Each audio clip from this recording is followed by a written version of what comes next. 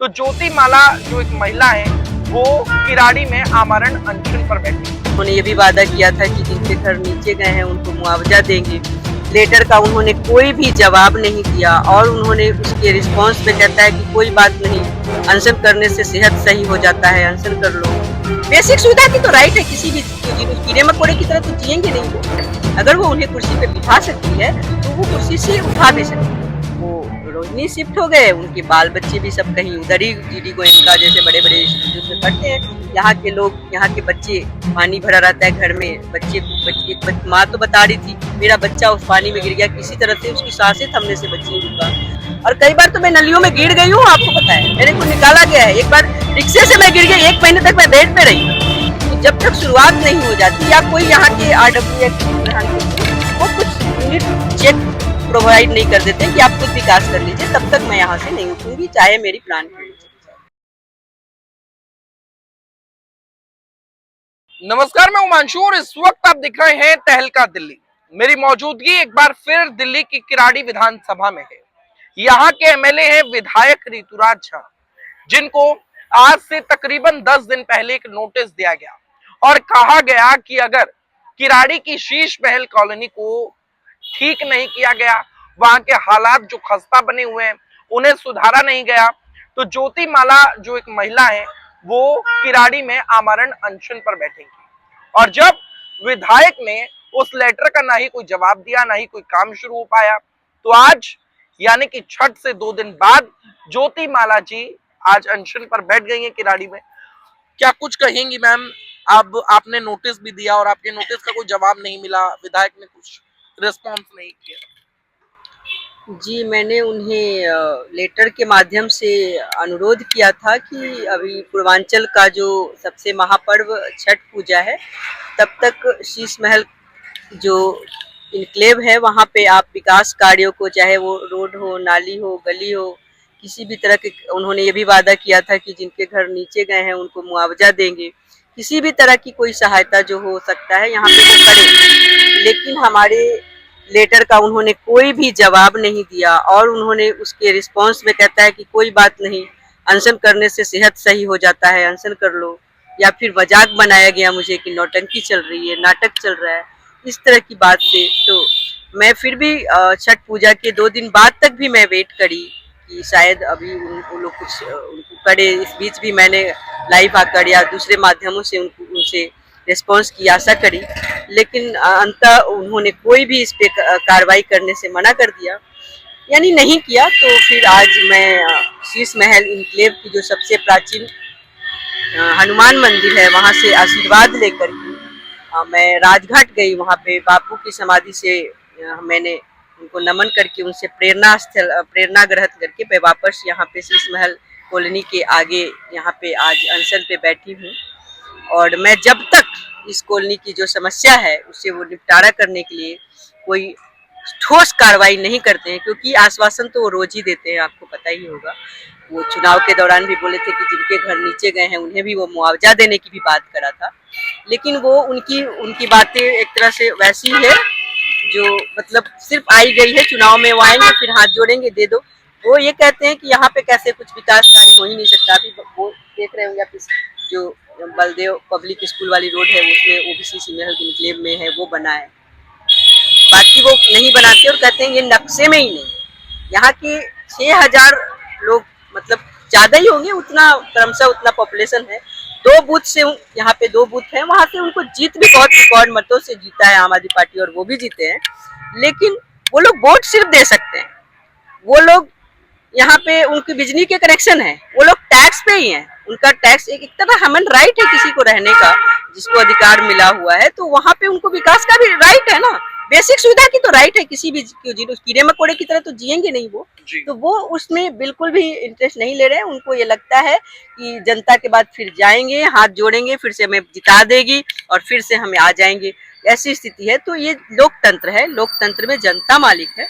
अगर वो उन्हें कुर्सी पे बिठा सकती है तो वो कुर्सी से उठा भी सकती है। और मैं आपको, आपके चैनल के माध्यम से सारी जनता को भी, सभी लोगों को जो भी आपके दर्शक हैं, उनसे भी अनुरोध करती हूँ कि वो लोग इसे आंदोलन का रूप दें, ताकि ये चुनाव के समय में ही जो भी नेता हैं जो चुनाव लड़ने के इच्छुक हैं या जो विधायक हैं वो चुनाव लड़ना चाहते हैं यहाँ से दोबारा तिबारा फिर से, तो वो तभी सुनेंगे, क्योंकि चुनाव के बाद फिर से वो जीत जाएंगे। उसके बाद तो वो तो खुद रोहिणी में चले ही गए हैं। इसी शीश महल इनक्लेव में वो रहते थे। जब वो मुंडका से आए थे, इसी शीश महल इनक्लेव ने शरण दी थी। जब वो नक्शे में नहीं है तो वो यहाँ पे कैसे रहे? इतने दिन तक उसको किसने पाला, कैसे रहे? और उसके बाद वो जैसे ही विधायक बने, यहाँ से वो रोहिणी शिफ्ट हो गए। उनके बाल बच्चे भी सब कहीं उधर ही GD गोयनका जैसे बड़े बड़े इंस्टीट्यूट में पढ़ते हैं। यहाँ के लोग, यहाँ के बच्चे, पानी भरा रहता है घर में, माँ तो बता रही थी मेरा बच्चा उस पानी में गिर गया, किसी तरह से उसकी सांसें थमने से बच्ची रुका। कई लोगों को करंट की बिजली, क्योंकि बहुत नीचे है, तो आप शिकायत करते हैं, वो तो कहते हैं कि मेरे बच्चे के ऊपर क्यों ऑब्जेक्शन उठाया जा रहा है। वो कहते हैं कि मेरे बच्चे की जो आइडेंटिटी है वो डिस्क्लोज की जा रही है, उसका स्कूल बताकर अगर कोई घटना हो गई तो उसकी घटना, उनको बच्चे की घटना, अगर वो अपने पिता की आइडेंटिटी, कोई भी बच्चे की आइडेंटिटी तो पिता होता ही है। आप किस तरह से, क्या आप अपने बच्चों को ये नहीं कहते कि तुम विधायक का बेटा हो? वो ये नहीं कहते कि इस क्षेत्र का विधायक तुम्हारा पिता है। तो जब उस बच्चे की आइडेंटिटी में ही है कि वो, तो उसमें बच्चे का कोई आइडेंटिटी हम नहीं डिस्क्लोज कर रहे हैं। मैं ये कह रही हूँ कि आप जिस तरह से जो भी यहाँ का कोई भी CM हो या कुछ भी, कोई भी हो, तो उनकी जनता जो है वो भी बच्चा है। हम लोग भी, इस क्षेत्र की जो भी जनता है उनके बच्चा है ना। तो वो बच्चों के लिए आपने क्या करा? आपने अपने बच्चे के लिए, जिसको आप एक तरह से बायोलॉजिकल पिता है, उसके लिए तो आपने बहुत कुछ करा। लेकिन जो जनता जिसने आपको चुनाव में जिताया, वो आपके वो एक तरह से, जो यहाँ का एक तरह से जो विधायक होता है, वो भी उस जनता का पालक होता है, यानी पिता होता है। तो आपने उस जनता को उस जनता को तो ऐसे ही फर्ज अदा नहीं किया, उसके लिए कुछ भी नहीं करा। तो ये डिस्क्लोज की अच्छा, एक और दिक्कत यहाँ पर, क्योंकि मैं भी 10 मिनट से बैठा हूँ, तो यहाँ पर इतने ज्यादा मच्छर हैं और नाले की बदबू लगातार आ रही है, कब तक झेल पाएंगी आप?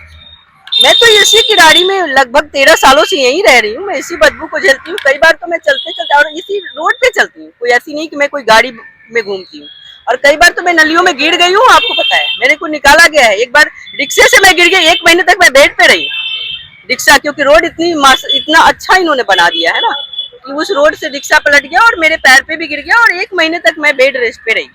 तो ये मेरे लिए कोई नई बात नहीं है। इन मच्छरों में भी मैं रह सकती हूँ और अच्छे से रह सकती हूँ। ये बस जरूर है कि मच्छरों में कोई डेंगू, मलेरिया इतने सारे फैल रहे हैं, बीमारी हो सकती है। जब हमारे लोग इसमें बीमार पड़ रहे हैं, हॉस्पिटल जा रहे हैं, हॉस्पिटल में भी जगह नहीं है, स्थिति आप हॉस्पिटलों की दे सकते हैं। तो अब आप मुझे नहीं खाएंगे जब तक ये विकास नहीं, ये आमरण अनशन का प्रण लिया है, और जब तक यहाँ पे कोई भी विकास कार्य यहाँ के विधायक द्वारा नहीं शुरू कर दिया जाता है, मैं इसमें उनके वचनों में भी नहीं आने वाली। वो बहलावा फुसलावा वाली वचन देते हैं। तो जब तक शुरुआत नहीं हो जाती, या कोई यहाँ के RW या किसी प्रधान के थ्रू वो कुछ यूनिट चेक प्रोवाइड नहीं कर देते हैं कि आप खुद विकास कर लीजिए, तब तक मैं यहाँ से नहीं उठूंगी, चाहे मेरी प्राण की। मतलब प्राण की कोई चिंता नहीं है आपको?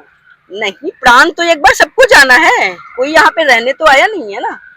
तो कोई अच्छे काज के लिए कम से कम लोगों को आंदोलित तो हो, लोग जनता जागरूक तो हो कि नहीं, मुझे लड़ना है अपने लिए, उनका अधिकार है, वो लड़े तो सही। तो रामधारी सिंह दिनकर जी की एक कविता है कि सिंहासन खाली करो कि जनता आती है, तो कहीं ना कहीं उस कविता को आप साकार करने की ओर चल रही है। ये जो जिस पार्टी से आए हैं ना, यही नारेबाजी कर कर के ये आम आदमी पार्टी बनी थी, और ये नारेबाजी करते थे कि सिंहासन खाली करो कि जनता आती है जी, हम पैसे नहीं लेंगे जी, हम बंगला नहीं देंगे जी, हम गाड़ी नहीं लेंगे जी, बहुत सारी चीजें बोलते थे। लेकिन कुछ ही समय में आप देख रहे होंगे क्या क्या स्थिति है इनकी। उस वक्त तो आप भी इनकी टीम का हिस्सा थे। बिल्कुल, तो मैं भी तो वही बता रही हूँ कि उस समय भ्रम, हमें पता ही नहीं था कि ऐसा वो नहीं करेंगे। मुझे बोला गया था कि अरे आप लोग यूथ अगर ये करोगे, नौकरी करोगे तो देश कौन संभालेगा। मुझे भी लगा कि अरे देश संभालना है। खुद से पोस्टर लगाते थे, अपने पैसे, जेब के पैसे से हम वो कार्ड खरीद करके लोगों को देते थे, मतलब बहुत सारी चीजें हमने करी। लेकिन जब मुझे पता चला कि ये तो एक तरह से वो जितनी दूसरी पार्टियां उससे भी खराब स्थिति है इनकी, तो और हम यही, हमारी जो माननीय शीला दीक्षित थे, उनके खिलाफ वो लेके घूमते थे ये फाइलें वगैरह, मतलब ये सब तो बहुत पुरानी बातें हैं। लेकिन अभी सबसे पहले तो मेरा मुद्दा ये शीश महल इनक्लेव है, यहाँ पे वो इस मुद्दे को ये पूरी तरह से यहाँ पे करें काम। अगर जब तक ये काम नहीं करेंगे तो मैं यहाँ से अनशन नहीं खत्म करूंगी और जन आंदोलन करूंगी। मेरे को ईश्वर इतनी शक्ति जरूर देंगे। अच्छा, 11 नवंबर है और आज जो तमाम ग्रह बन रहे हैं, नक्षत्र बन रहे हैं, उनके हिसाब से आज ही के दिन कंस का वध हुआ था। तो क्या कहेंगे, आज ही के दिन आपका जो ये आंदोलन है ये भी शुरू हो रहा है? देखिए, जिस दिन कंस का वध हुआ था, इस बात से तो भले मैं उस समय हम लोग नहीं थे, बस जैसे ज्योतिष लोग ही वही बता सकते हैं बाकी, लेकिन इतना तो तय है कि इतना मैं जानती हूँ कि जब कोई अच्छे कार्य की शुरुआत होती है तो अपने आप वो दिन शुभ होता है, चाहे वो 11 नवंबर होता है या 12 नवंबर होता है या 10 नवंबर होता है, वो तब भी शुभ होता। वो अगर कंस वध ना भी हुआ होता, रावण वध ही हुआ होता या कोई भी वध हुआ होता, तो भी वो शुभ होता, क्योंकि मैं शुभ कार्य के लिए अपना इनिशिएट ली हूँ। और हमें अगर तो आपका ये जो आंदोलन है ये कोई राजनीतिक आंदोलन नहीं है? बिल्कुल नहीं। इसमें आप देखिएगा, अभी बैनर भी आप देखेंगे, उसमें कहीं भी यहाँ तक कि बहुत लोग लिखवाते हैं मैं समाज सेवी, यहाँ कहीं, वो सारी चीजें कुछ भी नहीं। एक सिंपल महिला की तरह मेरा नाम अंकित है, और बापू की, क्योंकि बापू से प्रेरणा लेकर मैंने अनशन शुरू करा है, तो बापू की तस्वीर है, इसके अलावा कुछ। उम्मीद है ऋतुराज या यहाँ दिल्ली के मुख्यमंत्री जी से कि आपकी कोई बात सुनी जाएगी? देखिए, लोकतंत्र में तो जनता ही मालिक होती है। अगर जनता की आवाज भी अगर वो नहीं सुनेंगे तो फिर जनता उन्हें खींच के निकाल देगी। उस कुर्सी पे वो बैठेगा जो जनता की आवाज सुनेगा, जो काम करेगा उनके लिए। अंत में क्या कहेंगी जनता को? अंत में तो मैं यहाँ इस आपके चैनल के माध्यम से किराड़ी की और शीश महल इनक्लेव की सारी जनता को मैं हाथ जोड़कर निवेदन करती हूँ, आह्वान करती हूँ कि मैं जितना दिन अगर मुझे अनशन करना पड़े मैं करूंगी, लेकिन आप लोग भी आंदोलित होइए, अपना थोड़ा समय निकालकर इसको ऐसा जन आंदोलन का स्वरूप दीजिए कि जो लोग ये मान चुके हैं कि मैं किसी भी तरह से सत्ता में बने, एक तरह से राजतंत्र जैसा समझ चुके हैं, उन्हें लोकतंत्र का एहसास हो जाए। बहुत अच्छी बात कही है कि राजतंत्र से लोकतंत्र का एहसास इस वक्त नेताओं को कराना बहुत जरूरी है। इस वीडियो को आप शेयर करें और लगातार ये आंदोलन चलेगा, लगातार हम आपको यहाँ की तस्वीरें दिखाएंगे और हर दिन क्या कुछ नया होता है वो हम आपको दिखाएंगे। इस वीडियो को आप शेयर कीजिए और देखते रहिए हमारे साथ तहलका दिल्ली। बहुत बहुत धन्यवाद।